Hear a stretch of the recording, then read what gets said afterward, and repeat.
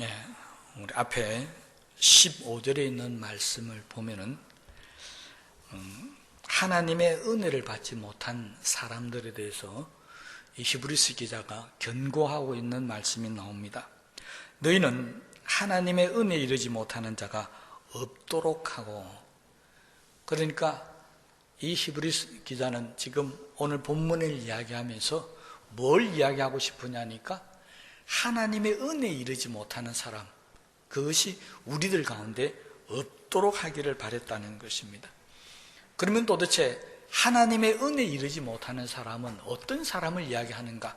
우리가 흔히 예배에 참석하고 난 후에 나는 은혜 받았습니다, 또는 나는 오늘 은혜를 못 받은 것다, 이렇게 생각하는 경우들이 많은데, 오늘 히브리서 기자가 우리에게 이야기하는 하나님의 은혜에 대한 것은 우리가 생각하는 것과는 좀 다른 그런 은혜를 이야기하고 있습니다.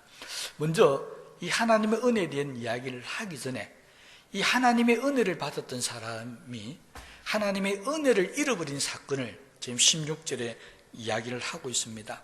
이 하나님의 은혜에 이르지 못한 사람, 대표적인 사람을 히브리서 기자는 이야기하면서 지금 에스라고 하는 사람을 지금 끄집어내어서 이야기하고 있습니다. 에스를 하나님의 은혜에 이르지 못한 대표적인 사람으로 꼽는 이유를 그 다음에 이어서 하는 말이 있는데, 그것이 바로 장자의 명분을 팥죽 한 그릇에 팔아 넘겼기 때문이다. 성경은 이렇게 우리에게 이야기를 하고 있습니다. 다시 말하면 하나님의 은혜에 이르지 못했던 그 행동이 뭐냐 하니까, 에스가 하나님 앞에 장자의 직분을 받았는데 그걸 팥죽 한 그릇에 팔아 넘겨버렸다는 것입니다. 이것을 성경은 은혜에 이르지 못했다고 표현을 하고 또 망령되었다 이렇게 표현하고 있습니다. 그래서 여기에 나오는 이 망령이라고 하는 말을 그대로 해석을 하자면 무슨 뜻이냐니까, 망령은 육신의 일 때문에 하나님 앞에 받은 복된 것을 잃어버리는 것입니다. 바꿔버린다는 것이죠. 우리가 흔히 하나님을 망령되이 일컫지 말라 이렇게 이야기 많이 하고 있습니다. 여기도 역시 망령이라는 말이 똑같은 의미로 표현되고 있습니다. 하나님 앞에서 내가 하나님께 받은 것을 버리고 육신의 것을 위해서 자꾸 구하지 말라, 그런 의미가 여기에 포함이 되어 있습니다. 그러니까 지금 에스를 망령되이 있다라고 그렇게 말하는 이유는 하나님 앞에 받았던 이 장자의 축복을 팥죽이라고 하는 이 육신의 배고픔을 해결할 수 있는 것과 바꿔버렸다는 것입니다. 그래서 망령한 사람이 되었고, 이 망령한 사람이 되고 나면 결국 하나님께 받아야 될 이 은혜, 이것을 받지 못하고 잃어버리게 된다는 것을 우리에게 이야기하고 있습니다. 그런데 이보다 더 심각한 문제가 이어서 17절 말씀이 기록하고 있습니다. 뭐가 더 심각하느냐니까, 이렇게 팥죽 한 그릇 때문에 자기가 받았던 장자의 이 축복권을 빼앗겨버렸습니다. 그러니까 에스가 자기 아버지 이삭에게 찾아가서 다시 당부를 합니다. 부탁을 합니다. 아버지, 내가 야곱에게 속아서 내 장자의 권을 빼앗겨버렸는데 아버지께서 다시 기도해서 나에게 그것을 찾을 수 있는 기회를 달라고 그렇게 요구를 합니다. 그런데 이때 아버지 이삭의 반응이 안 된다는 것입니다. 이미 내가 한번 축복 기도한 것 야곱에게 넘어갔기 때문에 너는 야곱보다는 조금 덜한 그 복을 받아야 한다.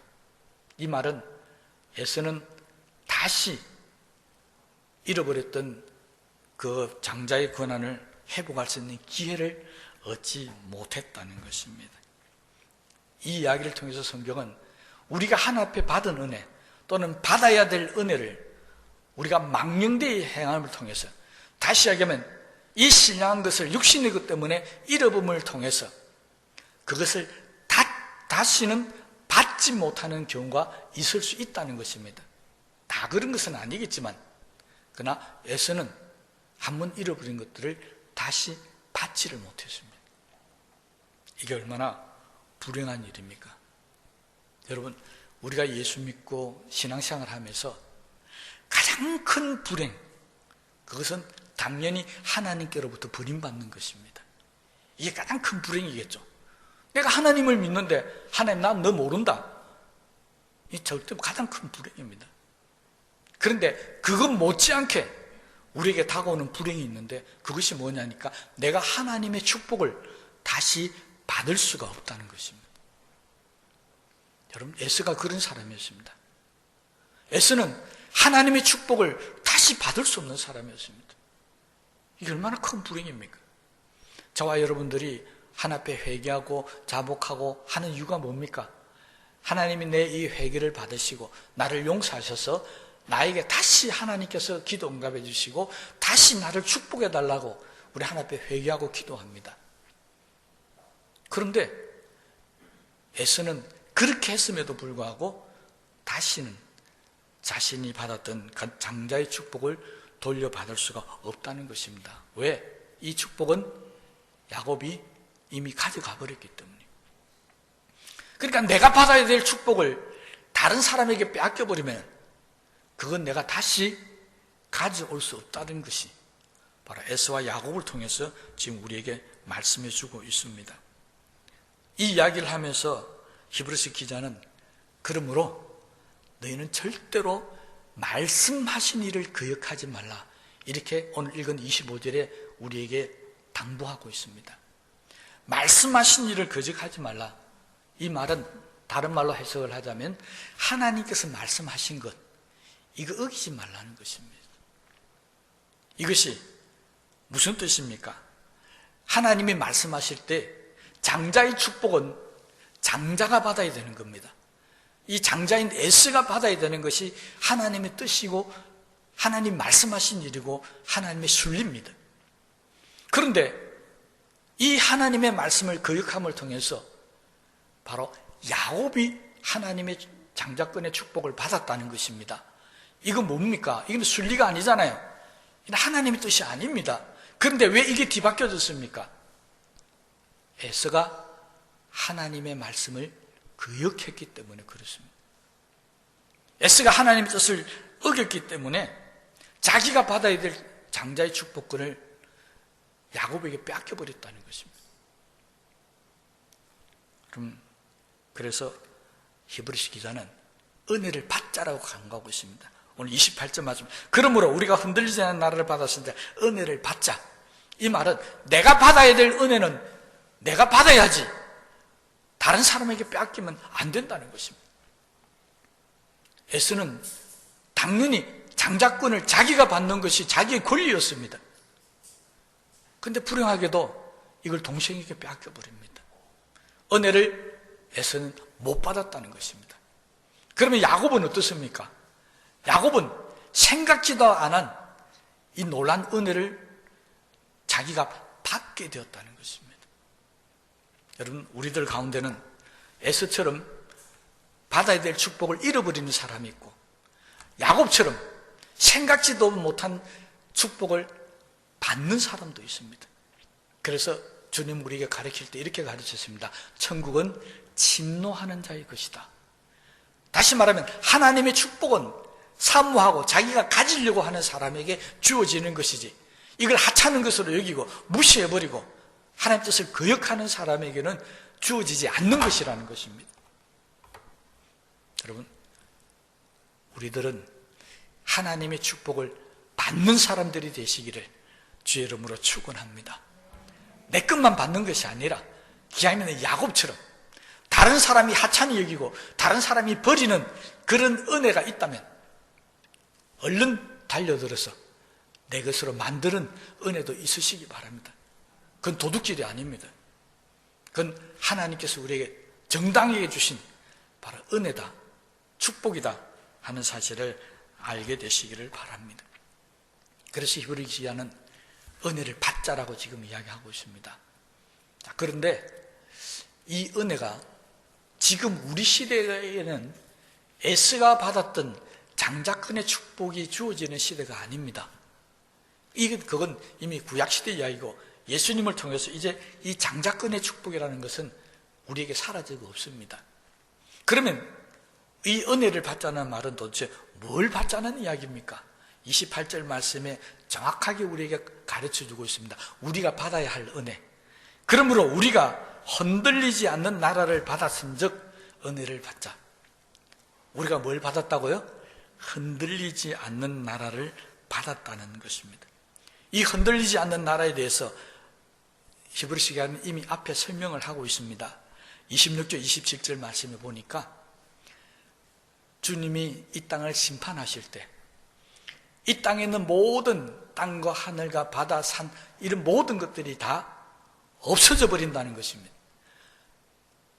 주님의 심판이 임하면 이게 다 흔들려 버려가지고 다 무너지고 사라지고 없어져 버리는데, 그런데 우리에게는 이 땅에 있는 그런 나라를, 이 흔들리고 없어져 버린 나라를 주신 것이 아니라 하늘에서 영원토록 흔들리지 않는 나라를 우리에게 주신 것입니다.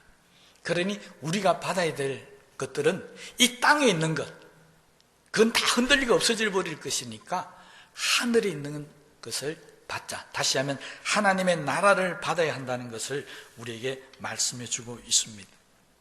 우리가 받아야 될 은혜는 바로 이겁니다. 하나님의 나라를 받아야 합니다. 성경은 계속해서 우리에게 이야기합니다. 우리를 가리켜서 하나님의 나라를 유업으로 이을 자들이다. 유업을 받은 자들이다. 하나님이 우리에게 주시고자 하는 은혜는 흔들리지 않은 영원한 하나님의 나라를 우리에게 주시기를 원합니다. 이 땅의 나라가 아닙니다. 저 영원한 하나님의 나라를 우리에게 주셨으니까 우리는 그 나라를 은혜로 받자는 것입니다. 여러분에게 하나님의 나라를 은혜로 받은 증거가 있습니까? 여러분들 하나님의 나라를 내가 받았다는 확신이 있습니까? 히브리서 기자는 이 이야기를 하면서 우리가 흔들리지 않는 하나님의 나라를 은혜로 받은 사람은 그 받은 증거가 있어야 한다는 것입니다. 여러분, 구원받은 증거가 뭡니까?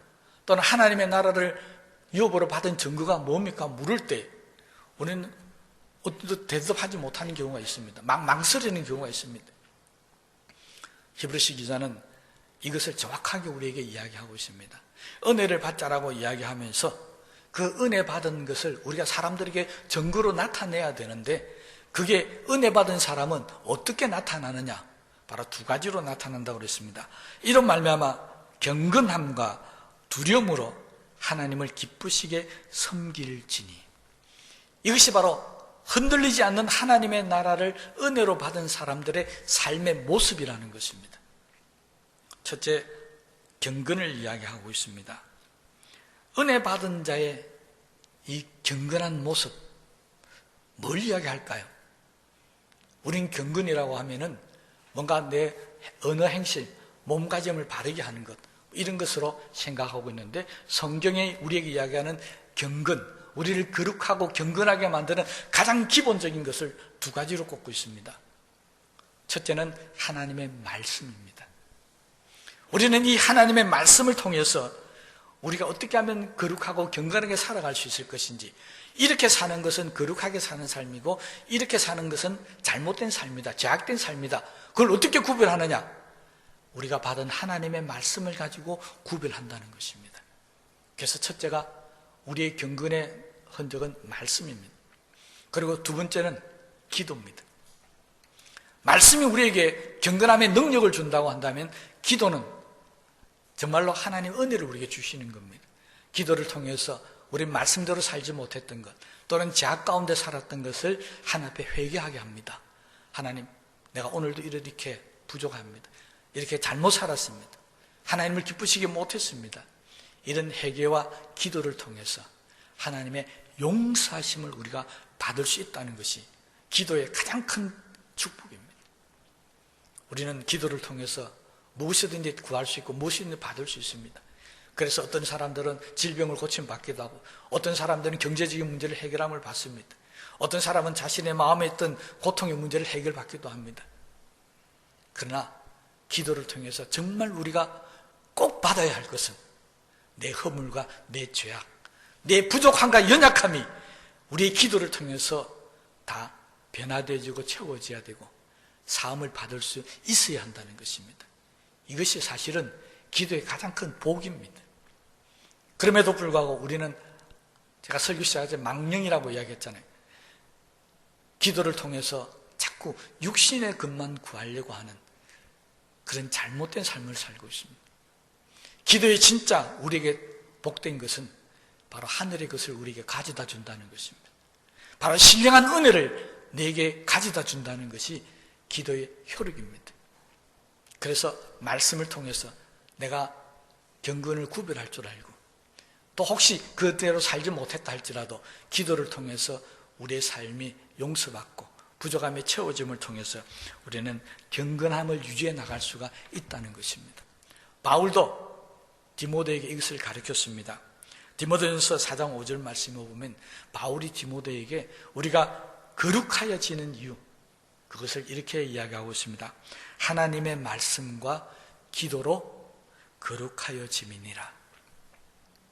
여러분, 내가 정말로 하나님 앞에 경건하고 바르게 살기를 원하십니까? 그럼 우리는 하루라도 기도가 빠지면 안 되고 하나님의 말씀이 빠지면 안 됩니다.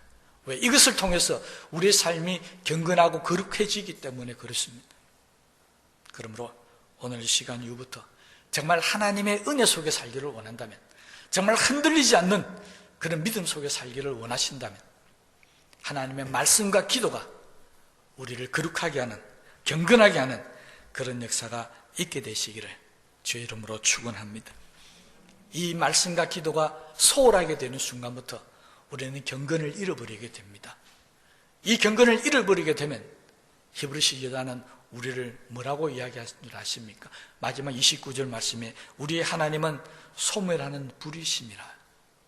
이 경건을 잃어버리는 순간에 하나님은 우리에게 심판의 하나님으로 나타나시는데, 그 심판이 모든 것을 태워서 없애버리는, 소멸하는 불로 나타나신다는 것입니다.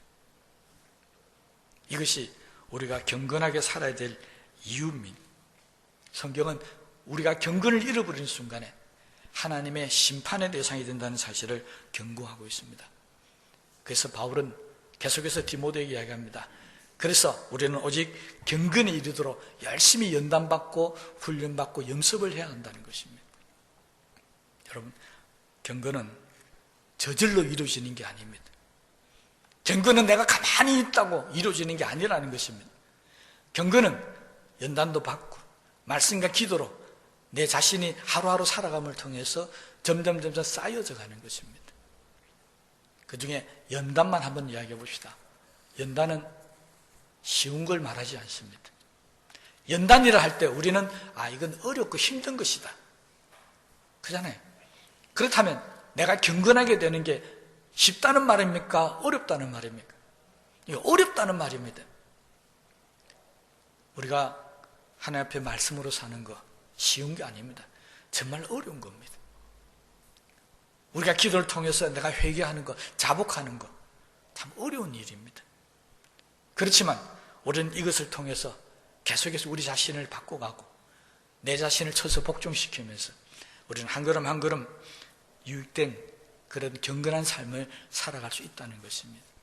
이 힘든 만큼, 고생스러운 만큼, 어려운 만큼 성경은 이렇게 경건한 삶을 이루어가면 하나님께서 우리에게 더 큰 축복을 주신다고 약속하고 계시는 줄로 믿으시기 바랍니다. 바로 경건하게 살려고 했던 야곱과 망령되이 살려고 했던 에서, 누가 더 큰 복을 받습니까? 당연히 야곱이 훨씬 더 큰 복을 받았습니다. 왜 그렇습니까? 야곱은 수많은 연단을 받아가면서 그가 원했던 것은 바로 하나님의 신령한 은혜였습니다. 그는 수많은 연단과 고난을 받았습니다. 그러면서도 그는 항상 하늘의 것을 사모하며 살았습니다. 그래서 그는 형 에서가 받아야 될 그런 큰 축복을 자신의 것으로 만들 수가 있었다는 것입니다. 그러므로 저와 여러분들도 경건하기를 원하신다면 말씀과 기도를 통해서 연단을 잘 받으셔서 정말 더 큰 하나님의 은혜와 축복을 받을 수 있는 그런 그릇을 준비하게 되시기를 바랍니다. 이것이 히브리서 기자가 이야기했던 은혜 받은 자의 첫 번째 모습이고요. 두 번째는 두려움이라고 그렇게 이야기하고 있습니다. 은혜 받은 사람들이 하나님 앞에 신앙생활을 할 때 또 다른 모습이 있는데 그것이 바로 두려워하는 모습이다. 뭘 두려워한다는 이야기입니까? 바로 하나님을 두려워하며 섬긴다는 것입니다. 어떤 사람들은요, 말씀대로 살지도 않고 자기 마음대로 살면서 하나님을 겁을 내지 않습니다. 하나님을 두려워하지 않습니다. 성경은 분명히 우리가 잘못 살면은 하나님께서 우리에게 소멸하시는 불로 나타난다고 지금 말씀하고 있습니다. 아예 불로 태워 없애버리겠다고 하는데 사람들은 성경이 이렇게 이야기하고 있음에도 불구하고 눈도 까딱 안 합니다. 여러분, 창세기부터 요한계시록까지 성경은 끊임없이 우리에게 경고하는 게 있습니다. 바로 하나님이 이 땅을 심판하실 때가 있는데 그때 이 세상의 모든 것은 다 파멸되어질 것이다. 소멸할 것이다. 그러나 하나님을 믿는 사람들은 구원받고 하나님의 나라에 가게 될 것이다. 이건 성경이 처음부터 끝까지 계속해서 우리에게 경고하고 있는 것입니다. 그런데 어떤 사람들은 이 하나님의 심판이 두려워서 나중에 이 세상을 심판할 때 나는 어떻게 하든지 간에 구원받아야 되겠다고 그 하나님의 심판을 두려워하면서 말씀대로 삽니다. 하나님 앞에 열심히 하나님을 잘 섬기며 삽니다. 그런데 어떤 사람들은 하나님의 경고를 두려워하지 않습니다. 그래서 불신앙 가운데 살아도 불송한 자 살고 세상 것을 쫓아 살면서도 설마 하나님이 나를 심판하겠는가? 이런 잘못된 생각 속에 사는 사람들이 많이 있습니다. 여러분, 하나님을 믿는 사람들은요, 하나님의 심판을 두려워할 줄 알아야 합니다.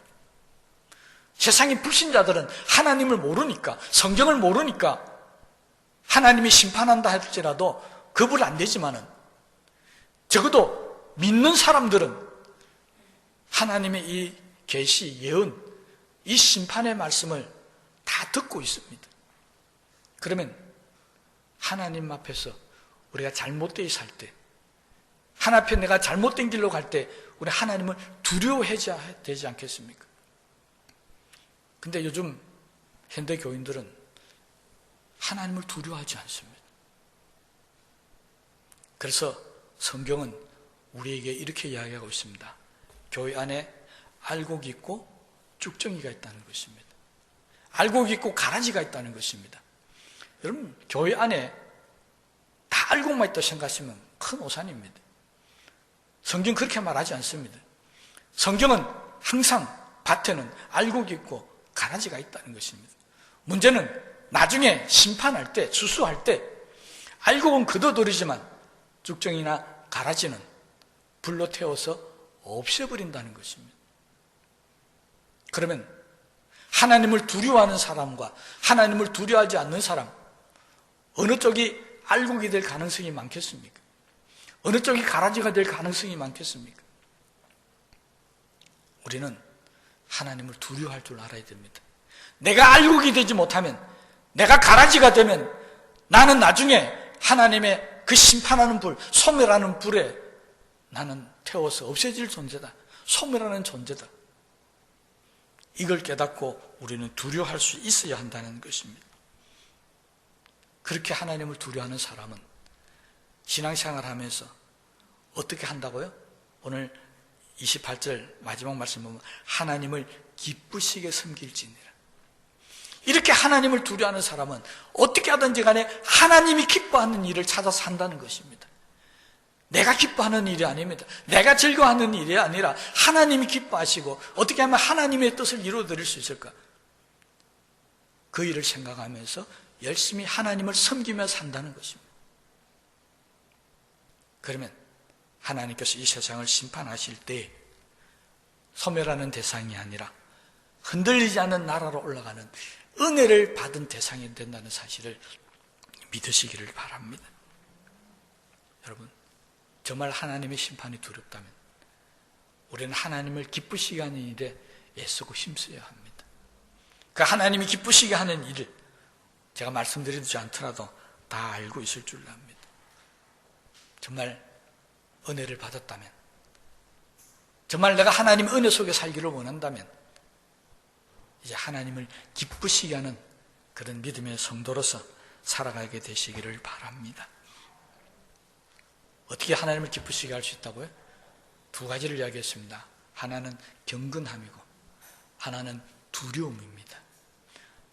경건하면 두려워할 필요가 없습니다. 경건하지 않으면 우리에게는 두려움이 옵니다. 이 두려움을 가지고, 이 경건함을 가지고 우리는 독수리와 같이 날마다 올라가는 신앙을 가질 수 있어야 합니다.